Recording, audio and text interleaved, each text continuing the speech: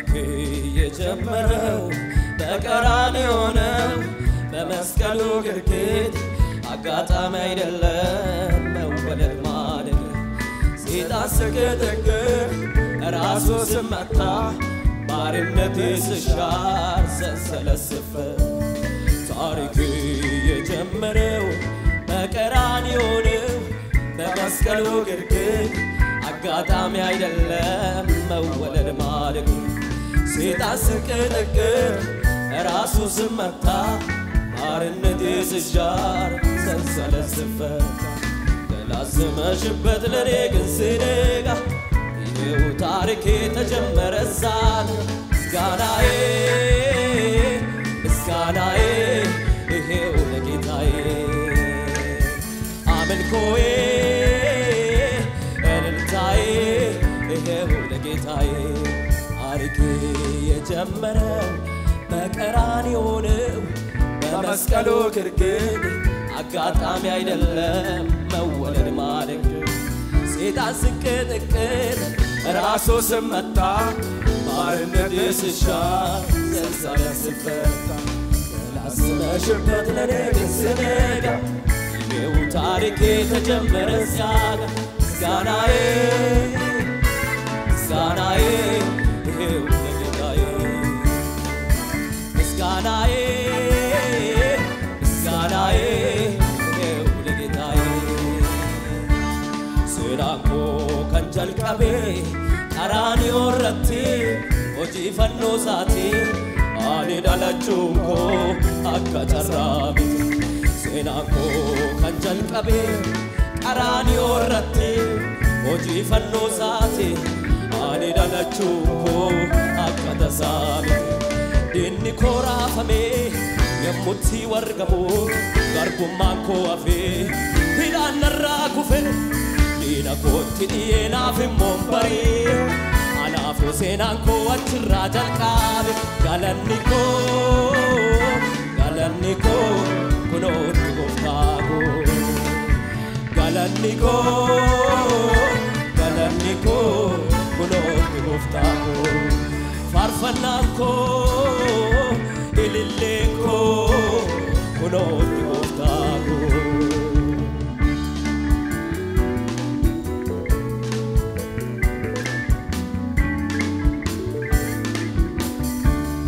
አልሞትም በሕይወት ኖራለሁ የጌታዬን ሥራ አወራለሁ መሞቴም መርዶ የሰማችሁ አለሆኝ ደስ ይበላችሁ መሞቴም መርዶ የሰማችሁ አለሆኝ ደስ ይበላችሁ አልሞትም በሕይወት ኖራለሁ የጌታዬን ሥራ አወራለሁ አልሞትም በሕይወት ኖራለሁ የአባቴን ሥራ አወራለሁ መሞቴም መርዶ የሰማችሁ አለሆኝ ደስ ይበላችሁ መሞቴም መርዶ የሰማችሁ አለሆኝ ደስ ይበላችሁ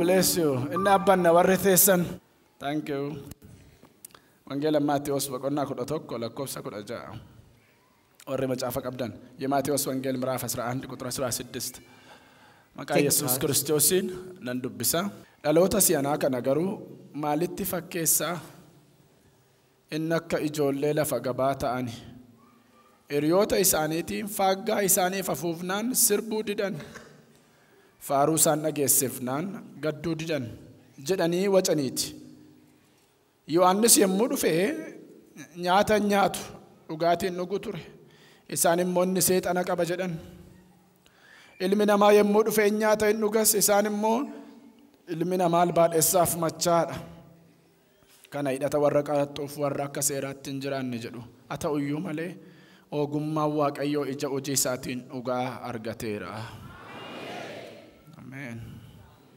Matthew Gospel chapter number 11 from verse 60 through 90 I will read it in the name of Jesus Christ it say but to what shall I compare this generation it is like a children sitting in the marketplace and calling to their playmate we played the flute for you and you did not dance.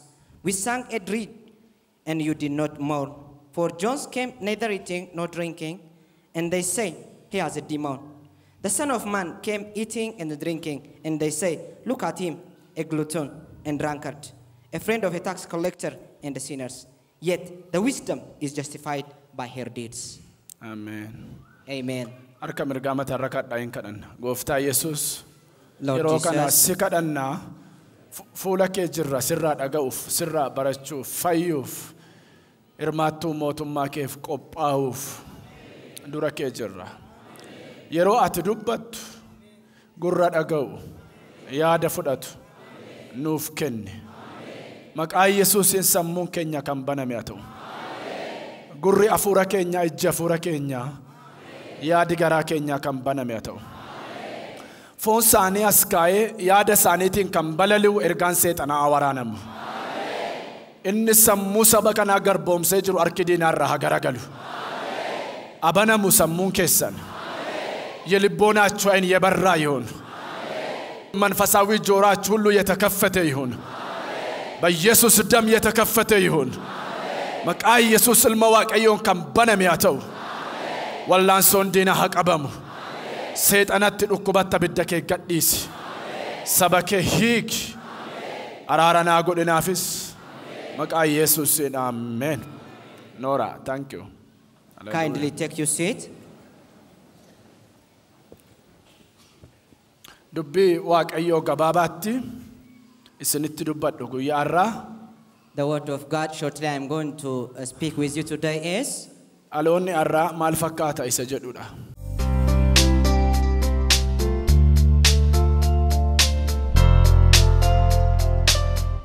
entitled To What Shall This Generation Be Likened? Dhaloonni har'aa kun yookaan dhaloonni si'anaa maal fakkaata isa jedhu. To what shall this generation be likened? Isa jedhu ilaalla. We will see over this topic today. Kutaa kana keessatti In this portion, Gooftaa Yesuus the Lord Jesus Christ dhaloota si'anaa kana maalitti fakkeessinaa jedhe. asked, to what should I resemble this generation? Dhaloota si'anaa gaafa jedhu dargaggoota jechuu isaa miti. When he say this generation, he is not to mean about the youngest. Hundumaa hammata. It includes all of us. Kan jiru hundumaa. It includes all of us. Hundumaa kan jiru hammata malee. Not only the youngsters, malee dargaggoota duwwaa waan hammatu miti. but also all of us. Dhaloota si'anaa kana garuu maalitti fakkeessinaa jedhe. It say, but what shall I liken this generation? Dhaloonni si'anaa kun This generation ijoollee lafa gabaa fakkaatu jedhe. are like children sitting in marketplace. Ijoollee lafa gabaa. Children sitting in marketplace. Asirban jennee faaggaa isaanii afuufnaan When we blow a trumpet for them to sing, sirbuu didan. they refuse to sing. Aboo'an jennee faaruu isaan dhageessifnaan immoo boo'uu didan. And when we mourned them, they refuse not to lament. Yeroo faaggaa dhagaan silaa sirbuutu irra ture.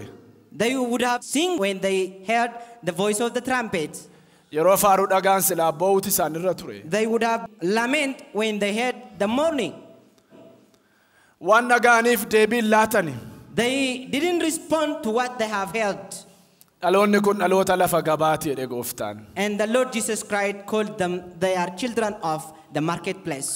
Kana jechuunsaa This he was to mean waan hubatanii jechuu barbaadeeti Gooftaan. the lack of understanding.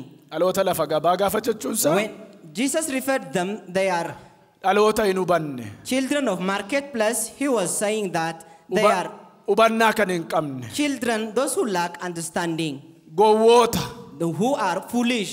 jechuu isaati. He is referring them in this way.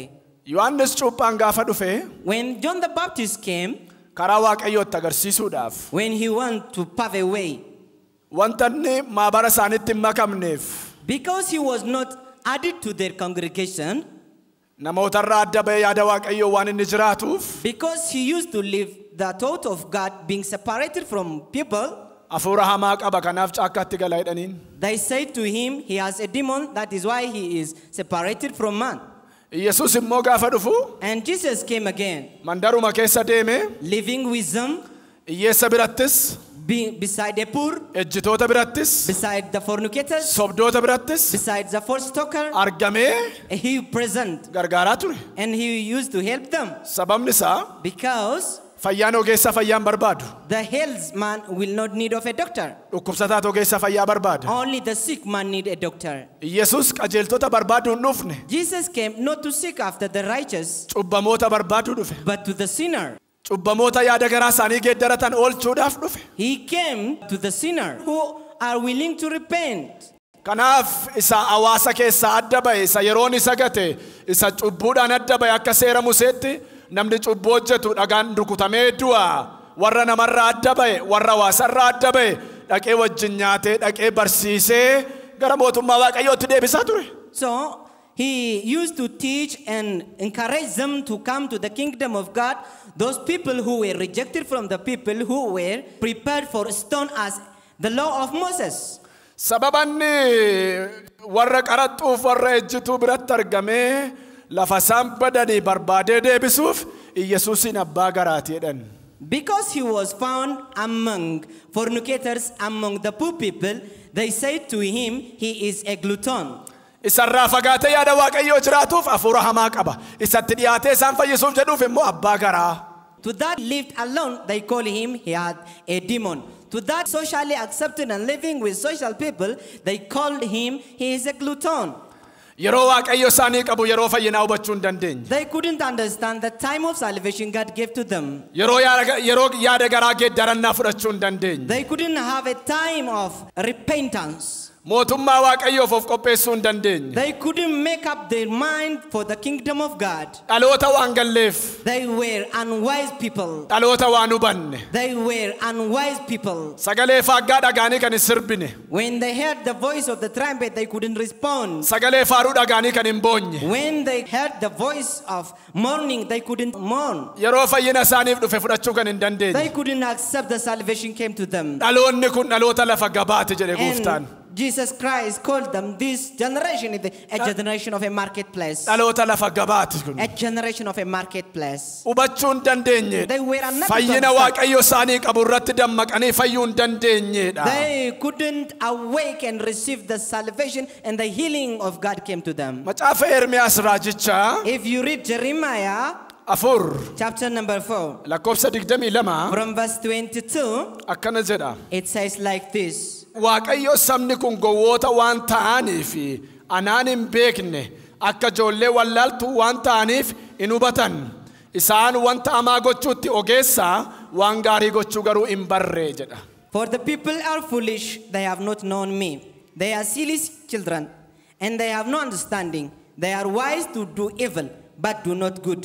Dhageessanii? They have no knowledge. Waaqayyo sabni kun God said to that people, gowwoota waan ta'aniif because they are foolish, waa hubachuu waan hin dandeenyeef because they are unwise to understand things, hamaa gochuuf for doing evil, ogeessa they were wise. waan gaarii garuu hin barre. But for doing good, they are foolish. አመጽን ለመስራት አመጽን ለማድረግ ጥበበኞች መልካምን ለማድረግ ግን አላወቁም. They were foolish to do good, but they were active to do evil.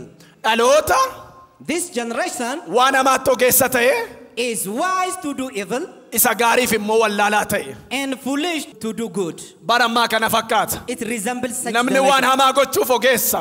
Wise to do evil. namni waan laa hojjechuudhaaf araadaa of fakkeessa. It makes us smart to do something evil. cubbuu lagachuun jallina lagachuun bara gowwummaa fakkaatu. But to take a side of sin, it looks like foolish. jallina hojjechuuf ammeenya hojjechuun garuu bara ogummaa bara filsifinnaa namatti fakkaatu. Committing evil, they resemble themselves as they are doing smart things. dhaloota jireenyatti dudda gatee badiisatti fuula kennee jiru. So they face evil and get back to the good. dhaloota jireenyatti dudda gatee badiisaaf fuula isaa laatee jiru.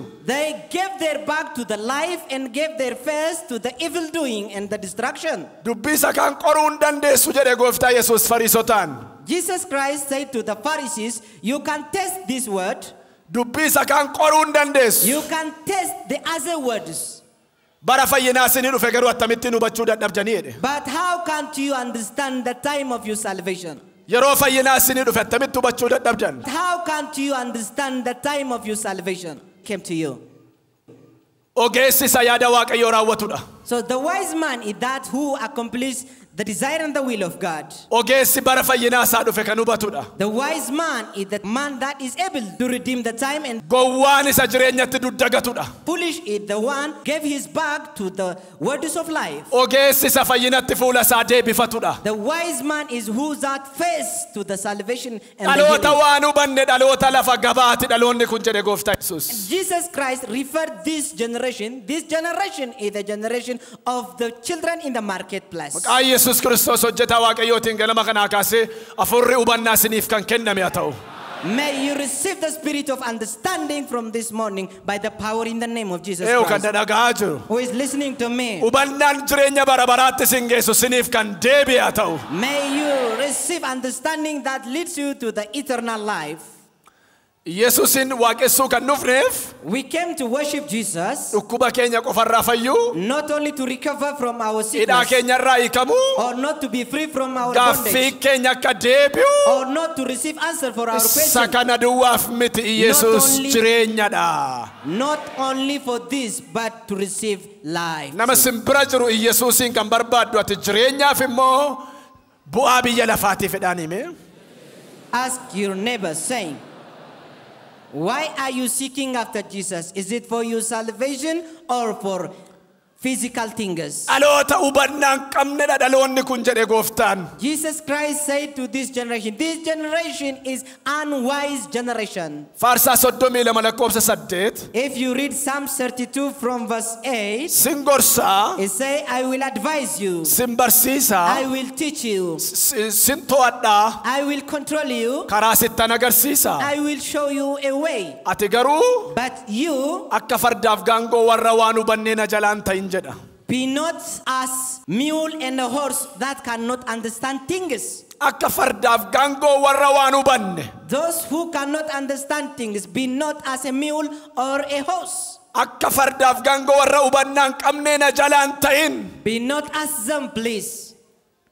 Dhalooti ogeessi, The wise generation, dhalooti beekaan the wise generation yeroo Waaqayyo isaaf qabu kan hubatudha. knows the time of God. Yeroo amma isinii kenname kana meeqan keessantu hubataa jira? How many of you are understanding the time you have received? Bara araaraa Waaqayyo isiniif laate meeqan keessantu hubachaa jira? This time of mercy that God has given you. Mee waan sirriitti haasaa? Let me speak something to you. Dhaloonni har'aa kun maal fakkaata isa jedhuufi To answer to what this generation resemble, dhaloota dubbii dhugaa hin jaallannedha dhaloonni yeroo ammaa kun. it resembles as a generation despite the word of God or the truth of God. Dubbii dhugaa dhaloota hin jaallannedha. A generation despite the truth of God. Wanta jireenya isaa wajjin wal fakkaatu. They need for things which is matching with their life. Waan jireenya isaa wajjin wal fakkaatu. Which is matching with their life. Dhaloota barbaadu qofa. They desired such word only. Dhaloota dhugaa dubbii Waaqayyoo barbaadu miti. They despise the truth word of God. Dhaloota barsiisa dhugaa barbaadu miti. They despise the truth teaching of the word of God. Ximootiyoos isa lammaffaa boqonnaa 4 If you read 2 Timothy chapter 4 lakkoofsa 2 from verse 2, mee nan dubbisa dhagaa. let me read it. Yoo dandeessan immoo na duuka bu'aa jedha. Dubbicha lallabi. Kun yeroodha. Kun yeroo miti. Ituun jedhin qophaa'ee argame. Nama balleessaa isaa hubachiisi. Ifadhu. Obsa hundumaan. Gorsi. Barsiisi. Lakkoofsa 3 na duuka bu'aa dubbadhaa. Bara itti namoonni barsiisa sirrii fudhachuu jibbanii dhufuudhaaf jira. Bara sanaa akka hawwa isaaniitti barsiisota wanta gurra isaaniitti tolu isaan barsiisu walitti sassaabbatu. It says, preach the word, be ready in season and out of season. Convince, rebuke, exhort with all patience and teaching. For the time will come when they will not endure sound doctrine, but according to their own desire, because they have itching ears, they will heap up for themselves teachers. Dhageessani? Have you heard? fuula Waaqayyoo fuula Yesus Kristos isa deebi'ee dhufuu duratti sitti hima jedha Phaawulos. Paul said, I will tell you this in the presence of the Lord God our Father and our Lord Jesus Christ that is going to come. Mucaasaa furatti Timootewosin jedha. When he advised his son in spirit, Timothy, kun yeroodha kun yeroo miti hin jedhin. he said, preach the word, be ready in season and out of season. በጊዜውም አለ ጊዜውም ቃሉን ስበክ አስተምር ሰዎችን ገስጽ ወደ እውነተኛ መንገድ መልሳቸው. Say, convince, rebuke, exhort with all patience and teaching. Barsiisi. Teach them. Balleessaa isaanii hubachiisi. Rebuke them. Bara garuu But namoonni there will be a time barsiisa dhugaa fudhachuu didanii at which barsiisa yaada isaanii wajjin walii galu barsiisota akkasii walitti qabatan dhufuudhaaf jira. There will be a time at which they will not endure the sound doctrine. Bara dhumaa At this in time, namoonni people dhugaa dubbii Waaqayyoo badaan barbaadan. will not follow after the truth of the word of God. Bara dhumaa jalaa In this end time, amala bara dhumaatu namootatti dhufa. they will receive the character of the end time. Amalli bara dhumaa kun And the character of this end time dhugaa dubbii Waaqayyoo akka namni hin fudhanne nama godha. will reject the sound doctrine of God. Barsiisa sobaa. They will follow after false Barsiisa doctrine, dhugaarraa fagaate. which is far from the truth of God. Akka namoonni fudhataniif hordofan isaan godha. To some to follow, it will let them and push them. Kun amala namoota bara dhumaati. And this is a sign of the people of the end time. Dhugaa dubbii Waaqayyoo fudhachuurraa Rather than receiving the truth of the word of God, wanta jireenya isaanii wajjin wal fakkaatu barbaadu. they prefer to take what is resembling to their life. Nama tokko fakkeenyaaf arran dhukkubaa mana yaalaa dhaqee fayyaa, borin dhukkubaa qoricha fudhatee fayyaa, iftaan dhukkubaa qoricha fudhatee fayyaa. Yeroo hundumaa saayikiliin jireenya isaa gaafa dhukkubitti ka'u qoricha fudhachuu, gaafa dhukkubitti ka'u qoricha fudhachuu. Kanaan saayikilii jireenya isaa geggeeffata fakkeenyaaf namni tokko. Assume a man is recovering again and again using a tablet as he suffers a sickness. Doktariin fayyaa Then the medical doctor, namichi sun gaafa yeroo hundumaa dhaqu qoricha kennuufi mannaa rather than giving him a tablet, karaan ittiin dhukkuba sanarraa fayyu itti muutu gaariidha. he would have preferred to tell him how he can be healed from that sickness. Mee waanan jedhe warri isinii gale. If you understand what I have said, can I see your hand? Isiniin galle. Irran deebi'a dhagaa. Let me repeat it. Namni gaafa dhukkubsatu yeroo hundumaa dhaqee Assume a certain man is usually suffering a sickness dhukkuba isaa sanaaf dooktarii biraa qoricha fudhachuudhaaf and repeatedly visiting his doctors, dooktariitti deddeebi'u mannaa akka inni qorichicha deebi'ee fudhanneef akka inni dooktaricha dhaqee barbaaduuf hin rakkanneef karaan ittiin dhukkuba sanarraa fayyu itti muutu faladha. Yeroo hundumaa mataa dhukkubbi isaatiif paarastamoolii kennuufi mannaa karaan ittiin deebi'ee dhukkubsanne itti muutu gaariidha. the doctor would have been better to tell him how he can be healed from that sickness than giving him a tablet again and again. Isinii galeera? Have you understand now? Mee warra isinii gale? Fakkeenya biraa isinii dabala. Let me add you another example. Nama yeroo hundumaa dhufee qurxummii naa kenni jedhee isin kadhatu qurxummii kennuufi mannaa malanni ittiin qurxummii sana kennu barsiisuutu gaariidha. To somebody again and again begging you to give him a fish, to you to give him a fish, you should teach him how to hunt that fish. Yeroo hundumaa qurxummii kennuufi mannaa malanni ittiin qurxummii sana qabachuu danda'u barsiisuutu gaariidha. Than giving him a fish day to day, it is better to teach him how he can have that fish. Yeroo hundumaa gaafa si dhukkubu harka sirra kaa'u mannaa karaatti ittiin dhukkubsachuu hin dandeenye sitti muutu gaariidha. Than to pray for you again and again, it is easy to teach you how you can be recovered from your sickness. Atuuti duutee jirtu When you are died, jirta jabaadhu siin jechuu mannaa. than encouraging you. Ituuti raftee jirtu When you are sleeping, dammaqxee jirta jabaadhu siin jechuu mannaa. than telling you you are awake. Dubbii jireenyaa sitti manii jireenyatti si deebisuutu gaariidha. It is better to let you back to the truth of life. Mee warri isinii gale jechi kun. Ameen. Ituuti karaa du'aarra jirtu jabaadhu ayyaanni Yesuus si fayyiseera jechuu mannaa. Than encouraging you, be strong, For the grace has healed you. You are on the good way, despite you are on a straight. Ituuti jireenyatti duddagattee jirtu jabaadhu siin jechuu mannaati. Than encouraging you, despite you are giving your back to the life.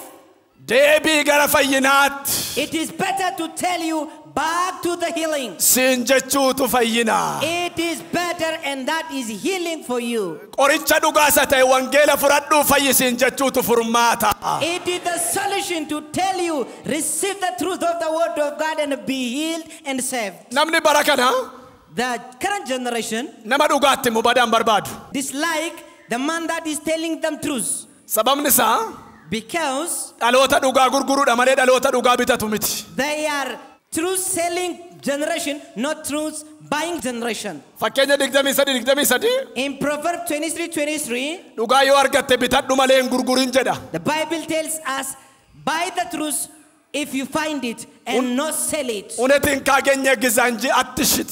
It says, sell not the truth, but buy the truth. Nama simbira jiru. Tell your neighbor, Dhugaan hin bitama malee hin gurguramu jedhaani.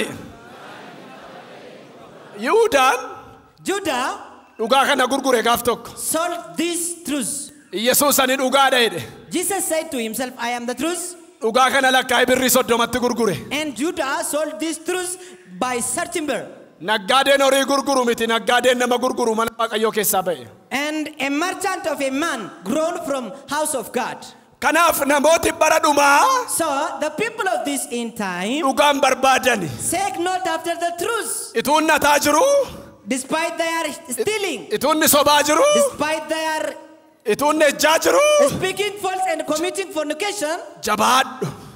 They need to somebody that encourages Si them. wajjin jira Waaqayyo. God is with you. Si gargaara. God is helping you. Dhalootas akkasii barbaadudha. They need such a voice. Dhaloota malaasaa keessaa dhoosanii baasanii isa fayyisu barbaadu miti badaa. Seek not after the truth, the word of God. Ergaan sii qaba ganama kana kan na dhagaa jirtu. If you are listening to me, I do have a message for you. Yeroo dhumaarra jirra. We are at the end time. Yookaan nutti dhufaa yookaan immoo gara isaa dhanna yeroo dhumaarra jirra. Jesus is either coming to us or we are going to Dammaqaa lafa jirtanii. him. Awake from where you are. Dhugaa barbaadaa dhugaan birmaduu sin baasa. Seek after the truth, for the truth shall set you free. Namooti bara dhumaa The people of the end time, barsiisa sirriin jaallatan. they will not look after the truth doctrine. Tasalonqee isa lammaffaa If you read 2 Thessalonians lama chapter number 2 kudhanii from verse 10 amma 11 through 11. ሁለተኛ ተሰሎንቄ ምዕራፍ 2 ከ10 እስከ 11 2 Thessalonians chapter number 2 from 10 through 11. Meena dubbisa. Let me read it. Meena duuka bu'aa jedha. Warri baduuf jiran hundinuu immoo fayyuudhaaf dhugaa jaallatanii fudhachuu waan didaniif gowwoomsa ammina hundumaa isaan irratti fida. Kanaafis jedhame Waaqayyo wanta dhugaan ta'initti akka amananiif gochaa nama wallaalchisu isaanitti ergee.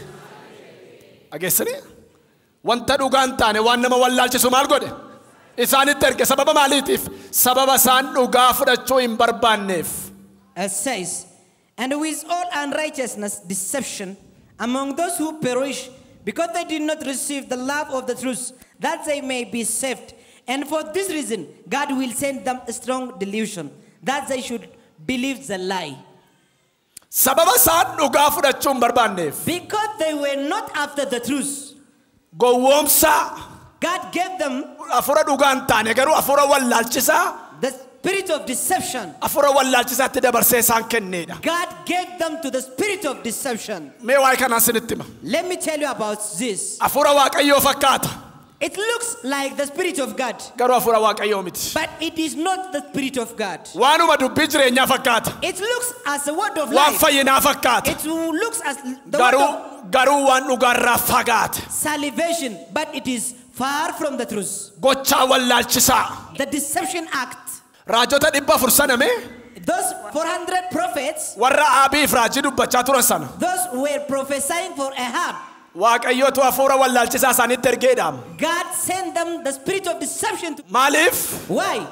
Garaa isaaniif jiraatu kanaaf waaqayyo hafuura wallaalchisaatti ergee hafuura sobaa isaan dubbachiise. Because they were living for their belly, God sent them the false spirit. Arra lafa sin jirtanii akka sin dammaqxanii of ilaaltan hin barbaada. Today I want you to be awake and see yourself. Where are you? Gochaa wallaalchisaa. The deception acting. Hafuura wallaalchisaa. The spirit of deception. Dabarsee isaan kenneedha. God gave them to that spirit of deception. Harkaan si baasa dhiiga walichaatiin ganama kanaa kaasee. I separate you from that act of deception by the power. Eewu kan na dhaga'aa jiru. The blood of that lamb. Harkaan si baasa dhiiga walichaan ganama kanaa kaasee. I let you escape from that spirit of deception. Revivalii fakkaata. It looks like a revival. Hafuura waaqayyoo fakkaata. It looks like the spirit of God. Garuu hafuura wallaalchisaadha. But it is the spirit of deception. Hafuurri waaqayyoo si keessa jiru. The spirit of God which is in you. Sobaan hin mormu taanaan. Hafuurri waaqayyoo si keessa jiru. The spirit of God which is in you. Ejjaan hin mormu taanaan. If it is not coming against hafuurri waaqayyoo si keessa jiru. the spirit of God jallinaan hin mormu taanaan. in you, if it is not inni hafuura waaqayyoo miti. evil doing, hafuura maaliiti? such a spirit hafuura wallaalchisaadha. is a deceptive sirraa spirit. dhayeera hafuura wallaalchisaa dhiiga walichaatiin. Such a spirit is not the spirit of God, but it is deceptive spirit. Dhugaatti hafuurri waaqayyoo sin keessa jiraannaan. If truly the spirit of God is in you, isin fira dhugaati. you are the true friend. Dhugaatti hafuurri waaqayyoo sin keessa jiraannaan. If truly the spirit of God is in you, jallinaa wajjin waliin galtanii qajeelummaa wajjin malee. you cannot agree with evil but with the righteousness. Dhugaatti hafuurri waaqayyoo sin keessa jiraannaan. If truly there is the spirit of God in you, isin michuuf sobaa miti michuu dhugaati malee. you are not the beloved of the false but the beloved of the truth. Dhugaatti hafuurri gooftaa sin keessa jiraannaan. If truly the spirit of the Lord is in you, karaa sobaan barbaaddan karaa dhugaa irratti gatii baasuu barbaaddu malee. you cannot pay a sacrifice on the path of the false but on the path of the truth. Nama sin bira jiruun. Tell you never. hafuura si keessaa qorii ilaaleedhaani. Test your spirit. Gochaa wallaalchisaa hafuura wallaalchisaatti dabarsee isaan kenne sababa isaan dhugaa dhaga'uu fi dhugaa fudhachuu hin barbaanneef jedha. Because they were not long for the spirit of truth, God commits them to the deceptive spirit. Eebba tokko sin eebbisam. Let me bless you by the special blessing. Waaqayyo fedha isaa siif raawwatu malee fedha keetti sin kennin. May God do his will for you and may he not commit you to your will. Ammas irran deebi'a. Let me bless you again. Waaqayyo iddoo fedha isaa si jiraachisu malee fedha keetti sin kennin. May God not subject you to your will, but may he help you to lay down on his own will. Waaqayyo yaada isaa siif raawwatu malee yaada keetti sin kennin. May God give you not to your own will, but may he accomplish Mee warri kana nagaa jirtan iyyaatti ameen. his will to you. Isaayyaas 30:10. If you read Isaiah chapter number 13 from verse 10. ትንቢተ ኢሳይያስ ምዕራፍ 30 ቁጥር 10. Isaiah chapter 13 from verse 10. waan sinitti hima. Let me tell you something. Barsiisa duwwaa miti. Not only doctrine, sagalee raajiyyuu. even the word of prophecy. የትንቢት ቃል ራሱ. The word of prophecy, እውነተኛ ትንቢት ቃል አይፈልጉም. they will not need after the truth word of prophecy, waanuma isaan barbaadan. but to what they desire. amma nama bara kanaatiin. To the current generation, sirradhuu caalaa si eebbisaa jaallata namni. they look after the prophetic word of blessing than corrective word of prophecy. namni dhugaan nama sidiifatudha. But the truth is the one who is rebuking you. firri keessan. Your friend nama sin adabuudha. is the one who is rebuking you when you are astray. badaa nama namatti saaduun barbaadina. Don't look after encouraging or emphasizing words, dhumni isaa rakkina qaba. because it leads you for the distraction. Isa nama ifatu gaariidha. But look after the word of rebuke. abbaan humtuu mana ijoollee jaallatu na dabanifata. Even father yoo jibbe garuu jaallala. rebuke the child he like. meesiriin dubbisa. Let me read it that verse to you. meena duuka dubbadha. isin warri laaltuun. in ilaalinaa. warri mul'ata argitanis. waan qajeelaa nuuf hin arginaa. wanta nutti toluuf fakkaatu duwwaa nutti himaa. Meerra deebi'a. Wanta nutti toluuf nu fakkaatu duwwaa nutti himaa. Dhugaa garuu maal hin ta'inaa? Nutti hin himinaa, hin arginaas. It says, who says the seers do not see? And to the prophet, do not prophesy to us what is right. Speak to us smoothing things. Prophesy illusion. Waan fakkaatu duwwaa.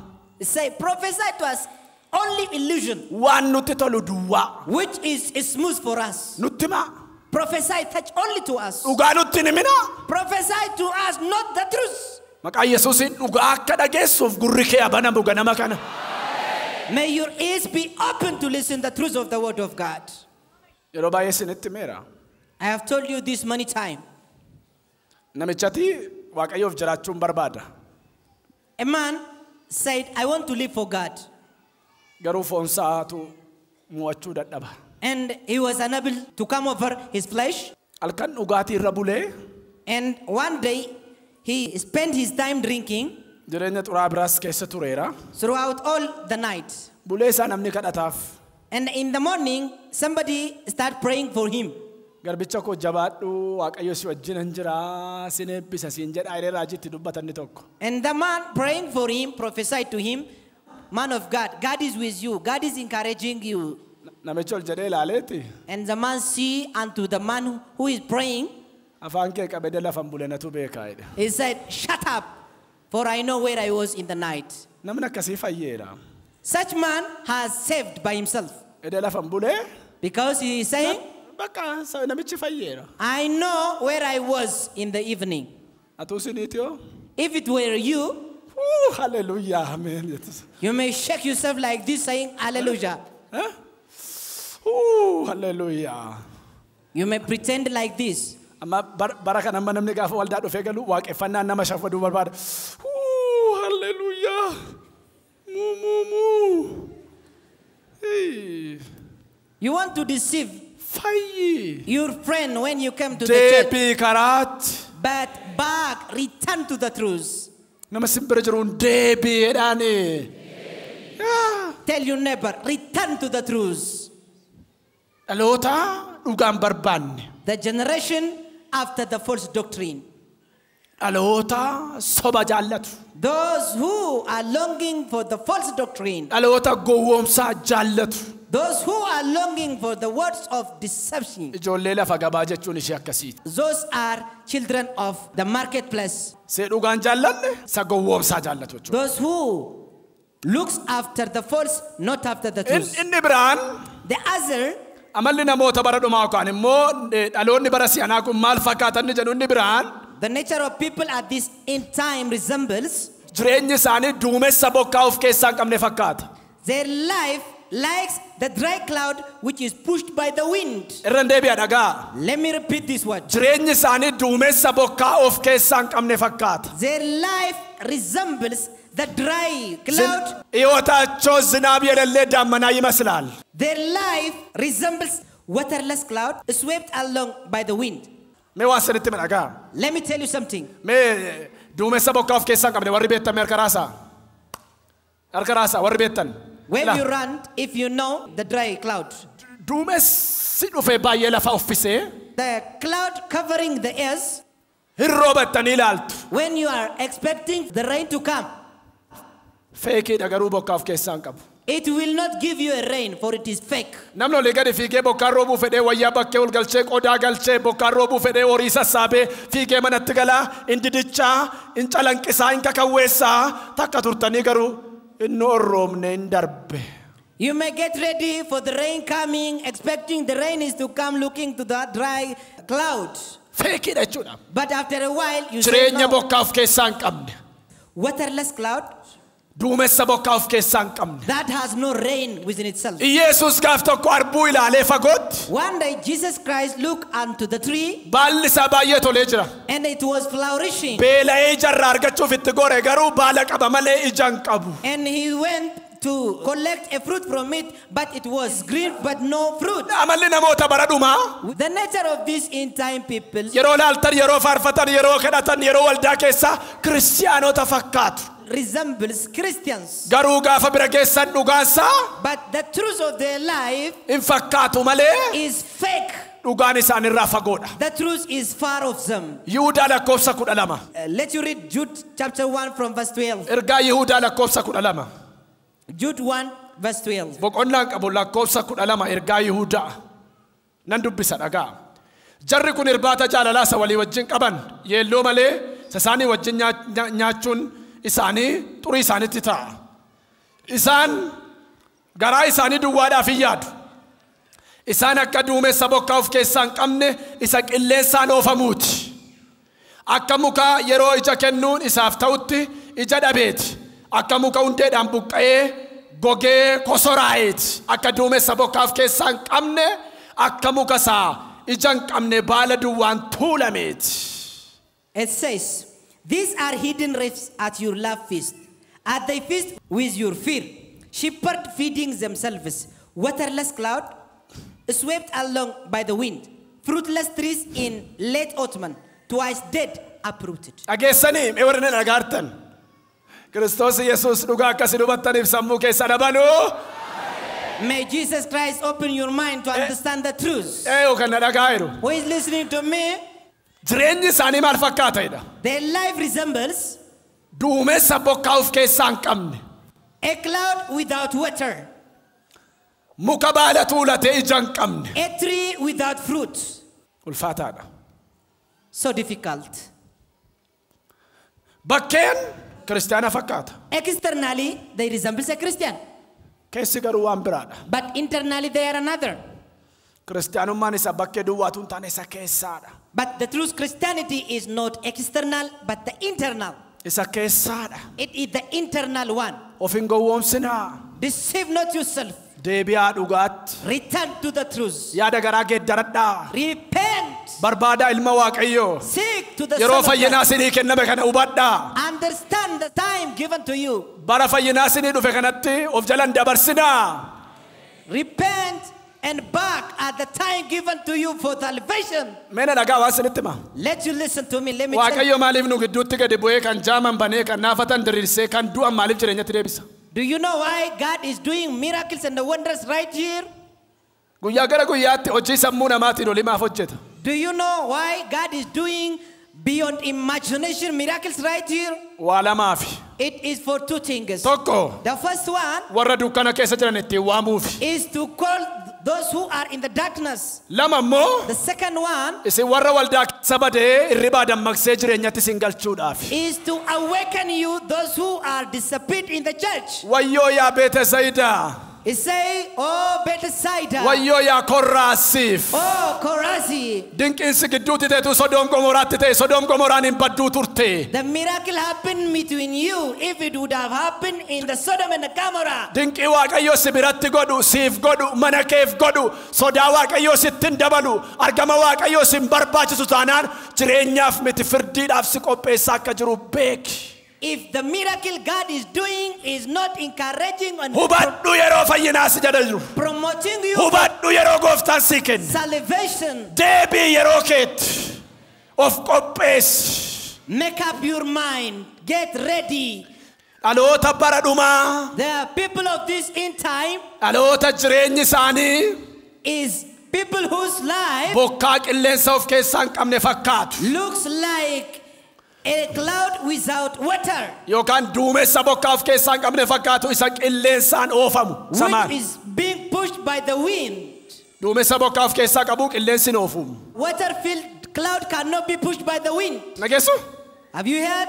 Duumessa bokkaa qabu The water-filled cloud qilleensi hin dabarsu. cannot be pushed by the wind Itti ulfaateetu rooba. because it is heavy and gave the water. Duumessa bokkaa hin qabne garuu But the dry cloud qilleensatu ofee dabarsa. can be pushed by the wind. Dhaloota qilleensaa wajjin fiigu. Generation after the wind. Osee boqonnaa 12 lakkoofsa 1. If you read Hosea chapter 12 from verse 1, Efreem qilleensa duukaa fiigaa oola jedha. it says Ephraim chased after the wind. Osee 12 1. Hosea chapter number 12 from verse 1.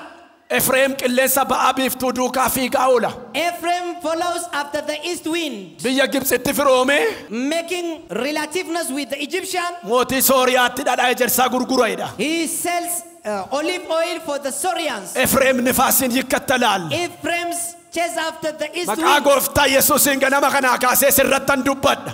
By the power in the name of Jesus, I will prophesy to you this morning. Qilleensa wajjin ooluurraa Yesuusii wajjin ooluutti deebi'arraa kaasi. May you spend your time with Jesus rather than with the wind. Eewu kana dhagaa'iru. Who is listening to me? Jireenya qilleensaa keessaa ba'i gara Yesuusitti deebi. May you return to the life of Jesus Christ coming out from the light. Qilleensa wajjin fiigurra Yesuusii wajjin fiiguutti deebi. May you return to the life chasing after Jesus than the life. Nama simbira jiru qilleensarraa jireenyatti deebi'edhaani. Tell your neighbor saying, return to the life after Jesus. Warri dhageessanii yaati ameen. Shout amen if you are listening. Phexros lammaffaa 2 Peter 2:17. chapter 2 from verse 17. Isaan kun akka burqituu bishaan hin qabneeti akka uurri bubbeen oofamuuti iddoo dukkana limixii isaanii kaa'ameetu jira jedha.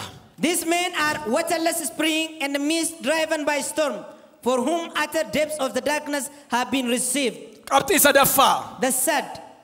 Qabxii sadaffaa. The sad character of current generation. Dhaloonni si'anaa kun maal fakkaata? To what it is resembled.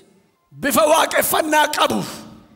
They do have a sign of godliness, Humna nama akkasii keessaan hojjetu garuu gananiiru. but they have denied the power. Akka bakkeedhaan ilaalamanitti namoota Waaqayyoo fakkaatu. Externally, they look like godly people.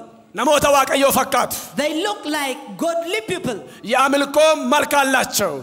They do have a form of worshipper, Nagar gin hailuun kidawaal. but they have denied the power. Bifa waaqeffannaa qabu. They have a sign of worship. Kiristiyaanan fakkaatu. They look like a Christian. Obbolootan fakkaatu. They look like a brethren. Garuu But humna Waaqayyoo gananiiru. they have denied the truth of the Lord.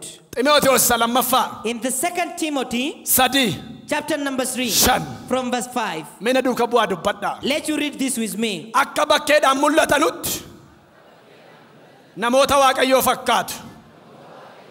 Humna isaan nama akkasii keessa jiru garuu gananiiru. It says, having a form of godliness, but denying its power. Ilmaan Waaqayyoo fakkaatu. They look like a children of God. Phaawulos akkas jedha. Paul said to them, Of eeggadhaa. take care of them. Hubadhaa. Be cautious of them. Seexanni iyyuu Even Satan, ergamaa ifaa fakkaatee looking like angel of light, sin dogoggorsuudhaaf gara keessan dhufa. he may come to you, deceiving you. Amma mee dur Earlier, waggoota 18-19 dura before 18 years, seexanni amma gaafa ifatamu when Satan is rebuked from the church, maal irratti qabde yoo jenne if you ask them, daaraa irratti han qabee dhuftee narra baate buna kooftee they may confess that I catch him from the ash, something like that. irratti han hojjetame. I made upon them, I'm sourced over them. Har'aa maal irratti qabde? But today, if you ask them, Tuushentii fi qaanaa laaltuun qabe. they may confess that I catch them watching Kana. Kompiitara irraan qabe. I catch them from computer. Yatamaaree seexan. Literated Satan. Seexana barate dhanne bara kana. It is literated Satan. Isheen durii gowwaadha. The earlier looks like a foolish, Inni bara kana garuu and the current Satan seexana barate. is literated, Isa filsifinnaa bare. full of philosophy. Nagartuu miti yeroo baay'ee kaaraakterii namichaa agarsiisa. It acts as the character of that person. Seexana barate. So literated, Isa bifa ifaa uffatee which is wearing the sign of light xiksii qabatee xibsiyatu hin taane. and coming with Seexanni Yesuusitti gaafa dhufe xiksii qabateeti. verses. Dhuguma ilma Waaqayyoo yoo taate When Satan gaara kanarraa gad of darbadhu. appeared to Jesus, he said, Ergamaa isaa maal godha? Siira bada. if you are truly the Son of God, throw yourself from this mountain. Eessaa fuudhe? So he brought this scripture Faarsa 91 irra jira. from book of Psalm chapter number 91. Xiksii qabateetti dhufe gooftaatti. So he faced Jesus with scripture, Deemnarraa jedhe gooftaan. and Jesus rebuked him. Waaqayyoo waaqa kee karaa malee hin eeggatin kan jedhus caafamee jira jedhe. Seexanni ani seexana jedhaan dhufu bara kana. When Satan comes to you, he will not confess that he is Satan. Hallelujah idha dhufa. He will come pretending, saying hallelujah, Hallelujah idha. shouting hallelujah, Raajii dubbata. prophesying to you. Tokkoma yeroo darbe jeroo bi darbe natti fakkaata sitti irraa calaana. One day I saw a certain lady Watin jedheen and delivered. Arabi mireetiin dhufetti ergameetti gale biyya Arabaatiin ergameetti galeedha. Maal goota innaan raajiin dubbachiisaa hidhe. That is priest saying, I came from certain country. Gaafa furri keessaa bahee ka'u yeroo darbeen raajummaatti muudame naan jette isa uummataa natti raafte. That spirit was confessing, I later to false prophesy. Raajiitti dibame. Akkas ta'e. And the lady was saying that I was anointed for the prophecy. Ilma ifaa fakkaachaa gowwoomsaa dhufa. It is coming you to deceive you. Kanatti ittiin dhaga'uu dandeessu arguu dandeessu ija fuura keessiif banamu ganama kana. May you receive a spiritual insight Dhugaan dubbii Waaqayyoo siif galu ganama kana. that lets you to understand and differentiate those all spirits. Dhalooti si'anaa kun The current generation bifa waaqeffannaa qabu. have a godliness character, Humna Waaqayyoo garuu gananiiru. but they have denied the power of God. Waan sinitti meen dhaaba. Let me tell you something as I'm Dhalooti si'anaa kun jedhe gooftaan. going to round. Ijoollee lafa gabaati. Jesus Christ Maaliif said to the current generation, gowwoomaniiru. they are deceived. Yeroo Waaqayyo isaanii qabu hubachuu dadhaban. They are unable to understand to Fayyina gooftaan isaanii fide fudhachuu dadhaban. the time of God. Ogeessi isa bara beekudha. And the wise is the one who Ogeessi isa Waaqayyoon beekudha. is able to recognize and understand the time and God. Ogeessi isa bara fayyinaa Waaqayyo isaaf qabu hubatudha. The wise man understands the time of God. Sagalee tokko sinitti meen dhaaba. Let me read this last verse as I am going to round it. Efesoon 5:15. Ephesians chapter 5 from verse 15. Egaa akkamitti akka deddeebitan aleelladhaa ilaalaa. Akka warra ogeessotaa malee gowwoota hin ta'inaa. It says, therefore, be careful how you live, not as unwise, but as a wise. Wallaalota hin ta'inaa. Be not unwise, Ogeessa taa. but be a wise. Yeroo fayyinaa gooftaan isinii qabu hubadhaa. Understand the time of salvation God has given to you. Ituu guyyaan jiru dammaqaa. Awake where there is a time. Fayyina sin bukkee jiru kaasimadhaa. Receive the salvation time given to you. Sagalee dhageessan gooftaan garaa keessan keessatti isiniif haa eebbisu. May God bless Haa the word you eebbisu. have heard. Humna dhiiga Yesuusin amen, amen, amen. Thank you. By the Thank you. power of the blood of Jesus Christ. Thank Amen. you. Amen. Amen. Hallelujah. Hallelujah. Yoo fedha qabaattan dubbii kana irratti daqiiqaa lama isiniin kadhadha dhaabadhaa. Let you stand in your feet. I will pray for you for 2 minutes. Harka bitaa laphee irra kaa'a. Put your left hand over your chest Harka mirgaa gara gooftaatti ol fuudhaa. as you lift up your right hand to the Lord. Mee daqiiqaa lama kadhadhaa ofii keessanii. Let you pray by yourself for 2 minutes. Dhugaan gate dhugaan irraa badetti na deebisedha Waaqayyoon. Say to the Lord, Lord, return me to the truth I gave my back to. Yeroo fayyinaatti naa kennitetti. The time of salvation you given me. Yeroo araaraatti naa laatte. The time of mercy you have given me. Akkan ittiin qoosne. Not to me to mock at it. Yeroo naa kennametti. To the time given to me. Fayyuudhaaf na gargaari. Help me, Lord, that I am saved. Of ilaalaa dubbii ammaan. Now, by the current word, Gowwoomsaa keessaa ba'a. come out of from that deceptive words. Afurri sin keessa jiru hin sodaata Waaqayyoon. Is the spirit in you fear after the Lord? Afurri sin keessaa qabaa sodaa Waaqayyoo. Is there the fear of the Lord in your spirit? Afurri sin keessaa hin mormaa jaaljibbaan. Is the spirit of the Lord in you is fighting against evil? Hin mormaa jallinaan. Is it coming against the evil Mootti waliigalee jiraata. or agreeing with it? Of ilaalaa. Let you check yourself. Kadhadhaa Waaqayyoon. Ask and pray to the Lord. ጸልዩ በእግዚአብሔር ፊት። Pray to the Lord. በውስጣችሁ ያለውን መንፈስ ፈትሹ። Test the spirit in you. ከእውነት ጋር ይስማማል? Is it agreeing with the truth? ፍራ እግዚአብሔር አለበት?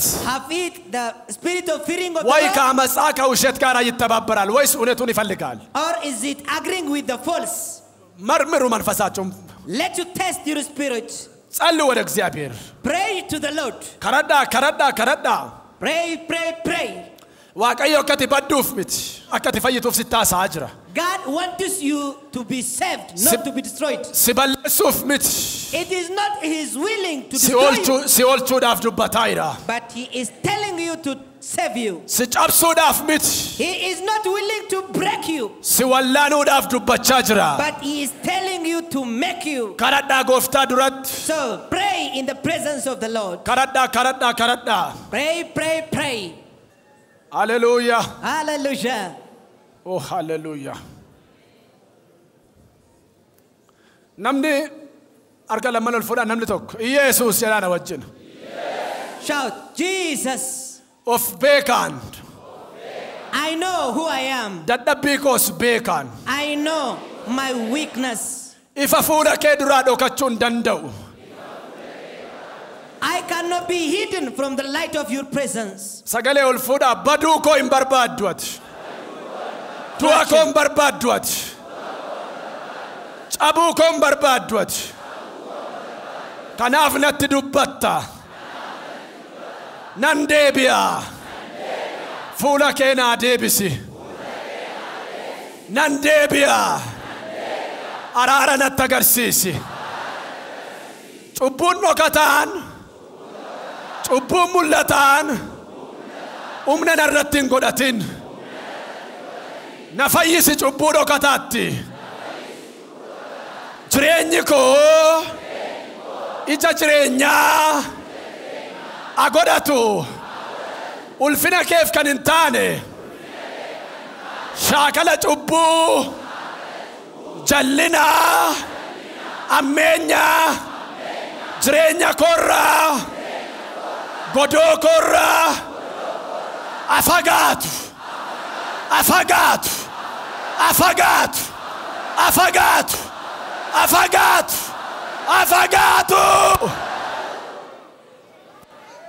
Say to the Lord, Lord, take away any evil thinking. May your mercy be for me for the evil thing I did before.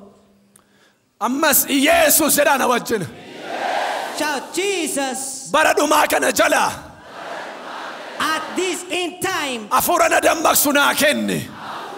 give me the awakening spirit. Jaamaa ija koo naa bani. Open the blindness of my eye. Duudaa gurra koo naa bani. Open the deafness of my ears. Afuura si sodaatu. Give me Afuura si dhaga'u. the spirit Na keessa kaayi. that is able to Na listen to you. dammaqsi. Awake Afuura me. kee na guuti. Na aaressi. Renew me. Humnaan na guuti. Fill me by your Na power. guuti. Fill me. Kadhadha daqiiqaa tokko afuura Waaqayyoon sinii kadhadha. Now keep praying for the Spirit of God to fill you for 1 minute. Koraba shindalaba korolobo sindalaba karyandalabo. Radialabo sandalaba karyandalaba. Radialalabos. Redolaba radialabo shendalala karalalalabos. Hallelujah, hallelujah. Hallelujah, hallelujah. Hallelujah. Kadhadha afuura Waaqayyoo. Keep praying to the Spirit of the Lord. Rakakakakaka sendolalabos. Rabababa shindolobora radialabos. Semo gladialabos endalababababo. Ramamama dialabos enama. Glorialabo. Hallelujah, hallelujah, hallelujah, hallelujah, hallelujah, hallelujah. Oh hallelujah, oh hallelujah, oh hallelujah, oh hallelujah. Oh hallelujah, oh hallelujah, oh hallelujah. Oh hallelujah, oh hallelujah. Oh የእውነት መንፈስ Oh የእግዚአብሔር መንፈስ ፍራ እግዚአብሔር Oh ላላቦስ ሴንዳ ላባጋሪያ ላላቦስ ሄላ ባራዲያ ላላቦስ Oh ያፉራ ዋቀዩ ያፉራ ጀጀብና ያፉራ ዋቀዩ ያፉራ ዱጋ ያፉራ ዋቀዩ ያፉራ አራራ ያፉራ ዋቀዩ ያፉራ ሞቻ ያፉራ ሶዳ ዋቀዩ Oh radia ላቦስ ሴንዶ radia ላላቦ ላላላላላላቦ Jesus Jesus Jesus Jesus Jesus irratti dhangalasi afuura kee dargaggeessa irratti dargaggeetti irratti abboota irratti haadhota irratti Kan dammaqsu kan isaan dhaabu. Kadhannaa harkaa bade, jireenya harkaa bade, sodaa harkaa bade. Kan deebisuuf irratti dhangalaas. Dhangalaas. Dhangalaas. Dhangalaas. Dhangalaas. Dhangalaas. Dhangalaas. Dhangalaas. Pour over them your spirit, Lord, the spirit of the fear of the Lord. Oh, hallelujah. Hallelujah. Karala baba baba sendora le labos. Nanargano arkanarga. Arkayitate arkanama kabunarga. Radola basedola labos shelaba. Doria bagana la labos. Michunke arkasikabuda abdufera. Laki chubuke sasifurudaf. Ida chubuti ida duati sikudaf. Dufera michunke. Your beloved is here. Larabasuda labakariana labo. Merka mirgal fuda. Let you lift up your right hand. Ela daqiqa tokko nan karadha. I will pray just for a minute. Arkayitate arkanama qabunarga. I see a hand touching a hand of money and lifting them up. Si jiraachuu atu barbaadani, siif ta'uu atu barbaadani. Those who are desiring to live for you. Umna kan naban cubbuun kan umna dhowwate. Foon kan irratti moo'e, yaadi biyya lafaa irratti kan moo'e. Kufaa kayii kan ta'an, kaleessa jabaatanii har'a kan kufan. Garuu dhugaa kan barbaadan, garuu dhugaa kan dheebotan kan dadhaban. Dhuguma gooftaa namni fooniif dhiigaan biyya lafaan moo'u. Namni fooniif dhiigaan dhiiga isaan moo'u. Namni fooniif dhiigaan cubbuun moo'u. Ayyaana kee ergiif. Ayyaana kee ergiif. Ayyaana kee ergiif. Harka qabi waaqarraa. Inni natti argisiifte harka qabi. Harka qabi. Harka qabi. Harka qabi. Harka qabi. Harka qabi. Harka qabi. Harka qabi. Hand them, Lord. Show them your grace. Amantiidhaan. Harka keessan annatti diriirsaa. Harka kee qabeelma waaqayyootti si kenneera. Laaqii cubbuu keessaa butee si baaseera. Bowwaa du'aatii butee si baaseera. Ilaa sitta dhagaamu amma yeroo kana. Ilaa sitta dhagaamu. Ilaa sitta dhagaamu. May you sense it. Abiddi waaqayyoo sittaa dhufu. Deebi. Deebi. Deebi. Deebi. Deebi. Deebi. Anoint them, Lord. Anoint them. Arraakaas. From today, Iddoo galeessaatti deebiteen argamin. shall not them back to yesterday's place. Iddoo galeessaatti deebiteen argamin. May you return not to yesterday's place. Butee si baaseera iddoo sanaa. I snatch you and take you out Suusii hirkaa cubbuu hirkaa iddoo harkaa si baaseera. from that life of sin, drug and sin. And Foon death. kee hirkaa ofii kee hirkaa biyya lafa harkaa si baaseera humna dhiiga Yesuusitti. From the life for you flesh, for the sin and for the world, I take you from that life. Harkicha mataarra kaa. Put your right hand over your head. Refresh. Oh, hallelujah. Afura oa. Fresh spirits. Fresh spirits. Afura ho Africa. Fresh spirits. Afura ho Africa. Fresh spirits. Afura ho. Karabashinda la baradela la boss. Oh. Nanarga duumessin mataa namootaarra deemee bubu. I see something like a cloud moving over the head of money. Afura aaraa. Receive fresh spirit Kadhattee kan hin dadhabne. that cannot get weary of praying. Amen. Amen, amen, amen. Afura oa. Fresh spirit, fresh spirit. Fresh spirits. Afura ho Africa. Sirratta dhangala'u.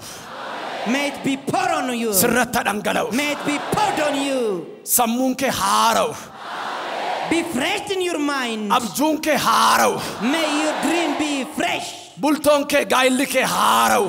May your marriage be renewed. Siya sadi hallelujah. Dabala. Dabala saduma. Debi, Jesus. Anoint them, Lord.